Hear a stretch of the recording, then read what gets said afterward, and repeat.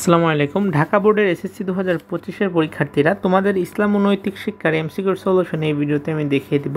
এটা হচ্ছে সেট ঘ অনুসারে আনসার, সো তোমরা মিলিয়ে নিতে পারো, কিংবা সেট যদি অন্যটা হয় তাহলে সমস্যা নাই, কারণ প্রশ্ন 30টা সেমই থাকছে, জাস্ট ক্রমিক নাম্বারটা হয়তো বা আলাদা হতে পারে। প্রথমের আনসারটা হচ্ছে 1-এর 2, দ্বিতীয় আনসার 1, 3-এর 2, 4-এর 4, 5-এর 2, 6-এর 1, 7-এর 2, 8-এর 4, 9-এর 2, 10-এর 2, 11-এর 2, 12-এর 3, 13-এর 3, 14-এর 4।